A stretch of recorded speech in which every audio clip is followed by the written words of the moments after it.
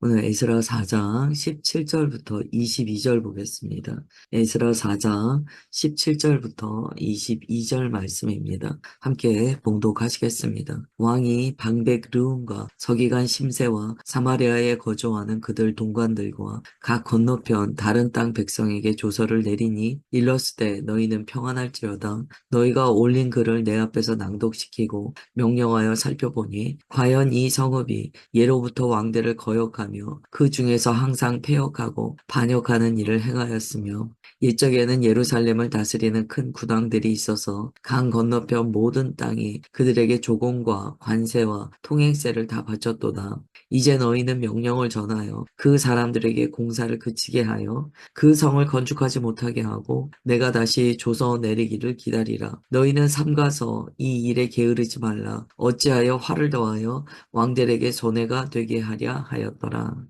어제 이 대적자들이 왕에게 상소를 올린 그 초본을 나누어 보았습니다. 굉장히 치밀하게 전략을 짜고 공격을 했어요. 그 내용에는 거짓 프레임이 들어 있었습니다. 사실인 것 같은데 그 사실을 짜깁기를 하는 거죠. 또한 역사도 어떠한 프레임을 씌워서 잘못 판단하게끔 하는 거예요. 그러한 문서를 올립니다. 그 문서를 읽으면서 분별하지 못하면 맞게 느껴진다는 거예요. 그 문서라는 어떤 공신력이 있는 것 같은 그런 상소문을 볼 때요. 진짜같이 생각된다는 거예요. 그래서 이게 거짓 프레임의 어떤 전쟁이다라고 어제 나눴습니다. 거짓 프레임이 한번 씌워지면은요. 그 프레임 안에서만 생각을 하게 됩니다. 그 프레임에서 벗어날 수가 없어요. 우리는 항상 어떤 일을 대할 때든지요. 이게 잘못된 프레임으로 생각을 조정하고 있지 않은가를 살펴볼 줄 알아야 됩니다. 그래서 항상 생각이 깨어 있어야 돼요. 이게 과연 그러한가? 라는 것을 주의 말씀에 근거하여 상고할 수 있는 능력이 우리 가운데 있어야 됩니다. 이제 아닥사스다 왕에게 상소를 했는데요. 아닥사스다 왕이 보니까 그럴듯해요. 맞는 것 같아요. 문제가 발생하는 거예요. 이제 이스라엘 백성 편에서 생각할 때 하나님께서 분명히 우리를 보내셨어요. 고레스 칙령을 통하여 분명히 우리를 보내시고 분명히 지지를 해주세요. 알고 있어요. 그런데 부딪혔다는 거예요. 방해에 부딪히고 그 일이 일개 몇 사람의 방해가 아니고 왕으로부터 공문이 내려올 정도의 반대에 부딪혔다는 거예요. 어떻게 해석해야 됩니까? 아니 하나님께서 고레스 칙령을 통하여서 우리를 분명히 보내셨는데 정권이 바뀌고 어쩌고 저쩌고 하면서 안 된다는 거예요. 이거 어떻게 해야 됩니까? 여러분 이때 우리가 잘 분별해야 돼요. 하나님께서 하라고 하셨는데 왜 길이 막힙니까? 주님께서 이렇게 하시는 거 맞습니까? 그런 태도를 취하는 것보다 이 멈춤 가운데 주시는 주의 말씀을 잘 받아야 됩니다. 지금 왕이 이렇게 얘기해요. 이 공사 당장 멈추게 해라. 더 큰 손해가 날지 모른다. 너희들이 이야기한 것처럼 내가 살펴보니까 이게 경제적으로도 문제가 오고 저들이 강해졌으면 그에 따라 어떤 군사적인 문제도 생길 수 있겠다. 멈춰라. 이렇게 얘기했다는 거예요. 기록을 살펴보니까 예루살렘에 반역한 전력들이 있더라는 거예요.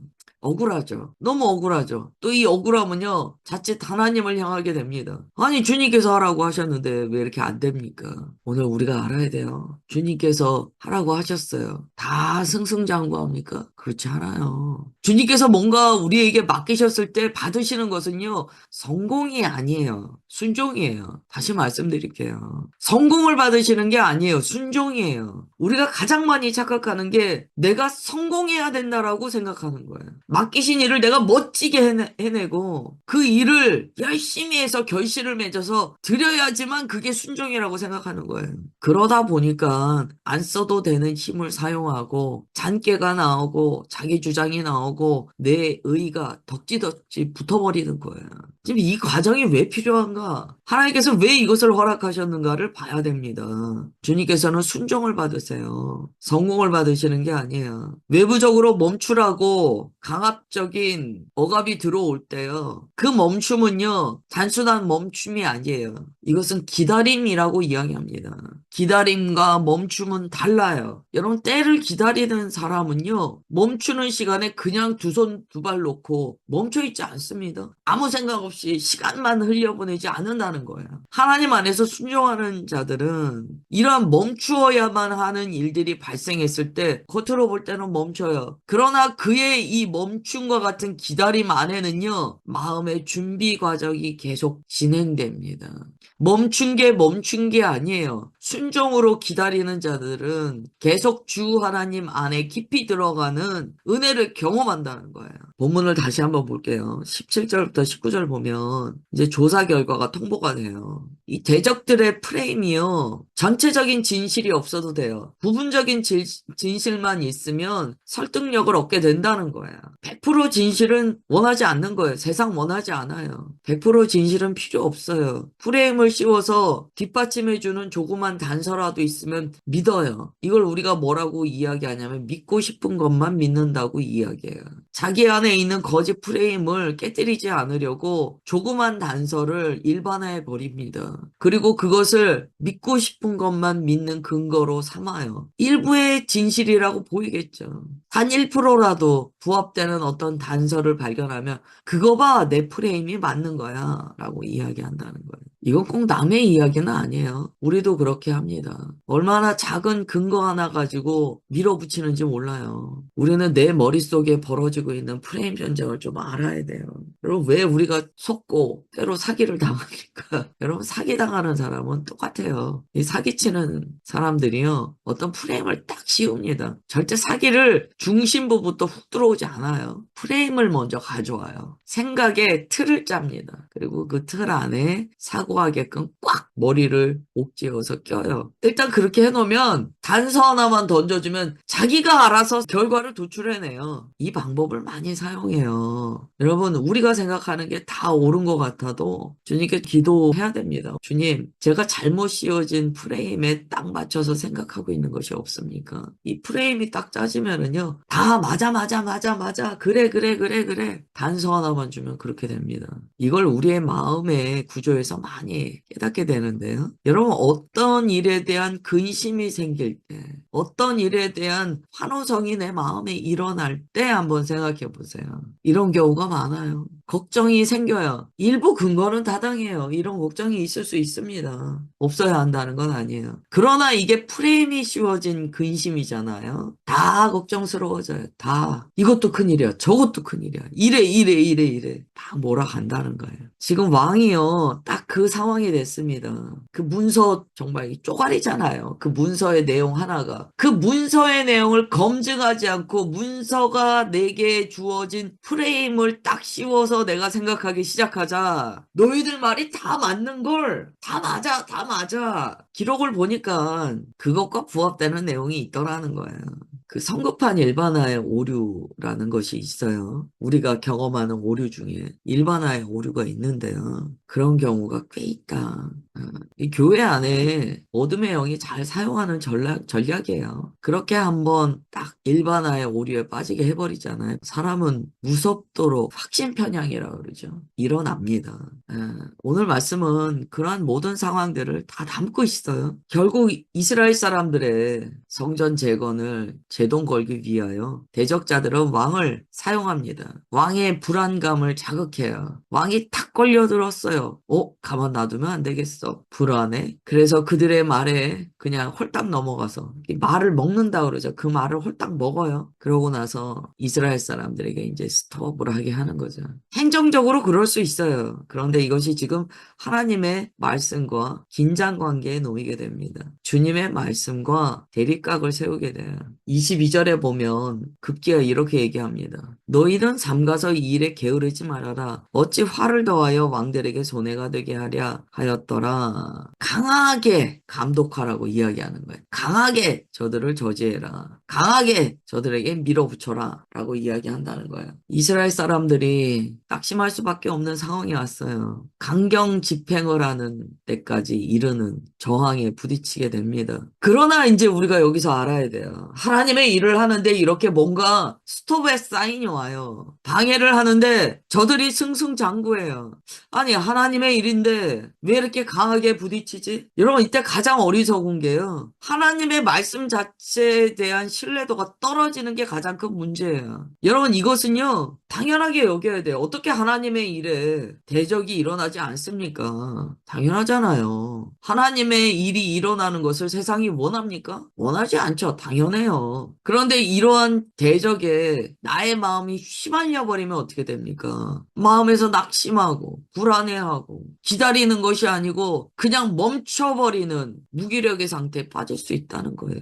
하나님의 일에 대적자가 일어나지 않는다면 외려 이렇게 생각해 봐야 돼요. 야, 이거 하나님께서 내게 맡기신 일 맞아. 어둠의 영은요, 하나님의 역사가 일어나는 것을 당연히 싫어해요. 당연히 반대합니다. 그 다음에 이게 이제 국가적인 문제라는 거예요. 어떤 권력의 문제라는 거예요. 이럴 때 어떻게 해야 될까요? 바울은요, 복음으로 생각하라고 계속 권면합니다. 시작해 보시면. 이게 좀 문제의 소지가 있을 정도로, 아니, 어떻게 이런 잘못된 권력에 순종하라고 그래? 이렇게 느낄 수 있을 정도의 내용들이 시작에도 나옵니다. 우리는요, 이러한 일이 있을 때, 딱 오늘 기억하셔야 돼요. 멀리 본다, 크게 본다. 기억하셔야 돼요. 멀리 보고 크게 봐야 돼요. 복음의 관점으로 보고 하나님 나라의 관점으로 봐야 돼요. 이런 대적이 있다고 재단의 불까지 꺼뜨리고 아무것도 안 하는 건 마귀가 원하는 거예요. 마귀가 뭘 원합니까? 제도적으로 막는 걸 원하는 게 아니에요. 그래서 그리스도인들의 마음에 불을 꺼뜨리는 걸 원하는 거예요. 가장 어리석은 것. 밖으로부터 어떤 문제가 왔다고 자기 마음에 불을 꺼뜨려요.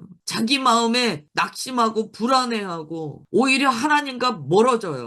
여러분, 마귀가 만세 부르고 난리 납니다. 마귀가 너무 좋아요. 그래, 내가 원하는 게 이거야, 이거야, 이거야. 아유, 성전을 짓든지 안 짓든지 내가 원하는 건 그 심령 성전을 무너뜨리는 건데 프레임 짜가지고 집어넣으니까 자기가 알아서 자기 마음에 불을 막 꺼뜨리는 거예요. 자기 마음에 부정적인 생각을 더하고 그러는 거예요. 이런 일이 있기 때문에요. 우리가 어려운 일이 닥치기 전에 믿음의 확신함이 우리 가운데 있어야 돼요. 복음의 온전함이 있어야 돼요. 평안한 때 왜 평안한가? 더 복음으로 자라나라고. 어려운 때 왜 어려운가? 단순히 그때는 스톱하는 게 아니에요. 순종으로 기다리는 시간을 통하여 믿음이 더 깊어지라고. 주님의 뜻을 우리가 분별할 줄 알아야 돼요. 또한 요번에 이 에스라서에서 우리가 잘 알 수 있는 게요. 이거는 기록 전쟁이다라는 것도 알게 돼요. 무엇을 기록하느냐가 너무 중요합니다. 여러분, 우리 머릿속에도 각인되는 것들이 있어요. 기억이 저장되잖아요. 내 머릿속에 내 마음에 어떠한 역사가 보존되어 있느냐가 중요해요. 오늘 이 시간에 내 마음에 잘못된 역사서를 꺼내서 태우시기를 주 예수님의 이름으로 축원합니다. 또한 성령 하나님의 거룩한 불이 내 마음에 잘못 기록된 왜곡된 역사를 꺼내어 다 태워주시기를 간구하고 선언합니다. 우리의 삶의 많은 문제는요, 내게 기록되어 있는 역사가요, 나를 억압해서 벌어지는 일이에요. 뭐 투사든지 뭐 잘못된 이런 동일시의 문제든지 생각해 보세요. 내 마음속에 기록된 어떤 역사가 있어요. 그게 뭐 어릴 때의 문제든지 뭐가 있어요. 그걸 누구 관점으로 기록했는가를 봐야 돼요. 하나님의 관점으로 기록되지도 않은 역사서를요, 머릿속에 넣어놓고 가슴에 넣어놓고 온갖 그 불의임으로 다 세상을 봐요. 참 이상하죠. 예수님을 믿었는데도 저분은 왜 저럴까요? 혹은 나는 예수님을 믿는데도 왜 이렇게 마음이 삐뚤어졌을까요? 그 잘못 기록된 걸 태워야 돼요. 우리는 그것을 내적 치유라고 합니다. 내적 치유는요, 오늘 말씀에 빗대어서 표현하자면 내 마음에 잘못 기록된 역사서를 태우는 거예요. 하나님의 관점으로 다시 기록하는 거예요. 주님께서 이런 말씀 주실 때가 있어요. 내가 너 안에 창세기부터 요한계시록까지 주의 말씀을 다시 기록하리라. 그 말씀은요, 아주 고마운, 좋은, 은혜로운 말씀이에요. 주님께서 이런 말씀을 주실 때 마음에 오는 감동이 있습니다.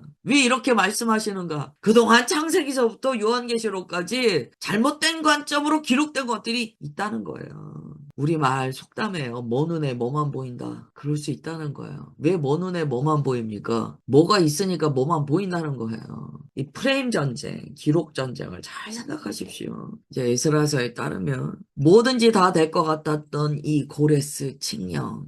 예루살렘에 돌아와 보니까 녹록지 않은 환경이 기다리고 있어요. 반대가 있어요.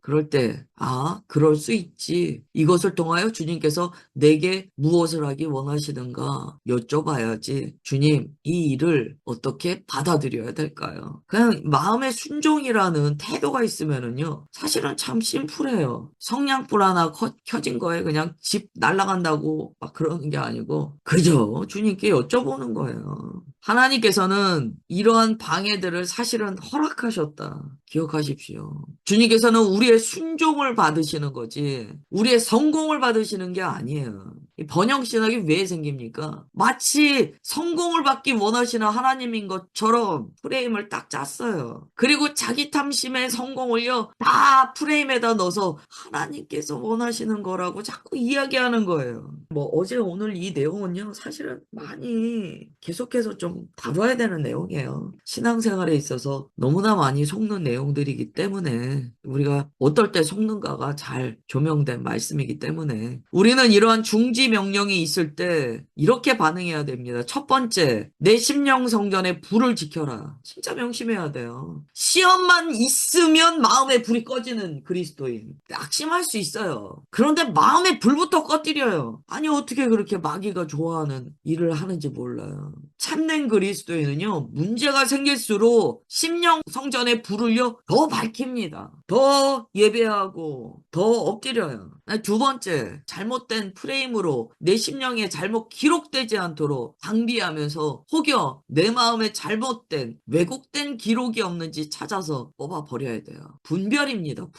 분별해봐야 돼요. 주님과 깊이 교제하면서 분별해야 돼요. 그 다음에 뭐 해야 됩니까? 기도 동맹을 맺어야 돼요. 이때 이스라엘 백성이 뭐 해야 됩니까? 우리 함께 기도하자. 꼭 성전이 있어야 기도합니까? 여러분, 코로나 시절에 교회 안 오니까 막 불 꺼진다는 거예요. 이게 진짜 왜 그러십니까요? 그럴수록 심령에 불을 켜고 내 마음에 거짓된 프레임을 깨뜨리고 기도의 동맹을 맺어야죠. 그리스도인들끼리 우리가 만나서 기도하느냐? 못 만나더라도 기도하자. 성령께서는 무소부재하지 않으시느냐? 그 다음에 뭐 해야 됩니까? 기다리는 시간 동안 어떠한 순종으로 우리는 기다릴 것인지 대기자로서 대기하고 있는 거잖아요. 다시 주님께서 스타트하면 막 나가야 되잖아요. 대기하는 사람들이 가만히 있습니까? 운동선수들 보십시오. 대기할 때 몸 풉니다. 언젠가 시작해야 되니까. 스톱할 때요, 다 스톱하는 게 아니에요. 눈에 보이는 일은 스톱되었지만 대기 상태에서 우리는 계속 움직이고 더 저력을 발휘할 수 있도록 믿음의 기반을 다집니다. 그러면서 우리가 십자가로, 복음으로 모든 것을 분별하고 바라보는 거예요. 여러분, 예수님께서 십자가에서 죽으실 때 다 멈추는 것처럼 보였어요. 제자들 막 뿔뿔이 흩어졌습니다. 그런데 예수님께서 다시 살아나신 거예요. 그 일을 통하여 제자들이 뭘 배웁니까? 모든 것이 끝난 것 같고 멈춘 것 같을 때 주님의 말씀이 내게 임했다면, 이미 주신 언약이 있다면 그것은 끝이 아니다. 오늘 말씀 너무 중요합니다. 제가 새벽에 더 자세하게, 더 풍성하게 말씀을 못 드리는데요. 각자 묵상하세요. 여기에 걸려 넘어진 일들이 수도 없이 많다는 거예요. 우리가 잘 묵상하시고 주님 안에서 복음으로 재정비되시기를 주 예수님의 이름으로 축원합니다. 기도하겠습니다. 하나님, 성전 공사가 멈춰져야만 하는 일이 발생합니다. 이때 원망하고 짜증내고 다 포기해버리고 다 엎어버리는 것이 아니고 주님께 더욱 순종을 내어드리는 우리가 되게 하옵소서. 주님께서 원하시는 것은 완성이 아니요 순종인 것을 깨닫게 하옵소서. 완성은 주께서 이루실 일이요 나는 다만 주 하나님 앞에 순종하나이다. 그 경외심이 회복되게 하옵소서. 주님, 그렇게 우리 안에 역사하여 주심을 믿사오며 사랑하는 주 예수 그리스도의 이름으로 기도드리옵나이다. 아멘.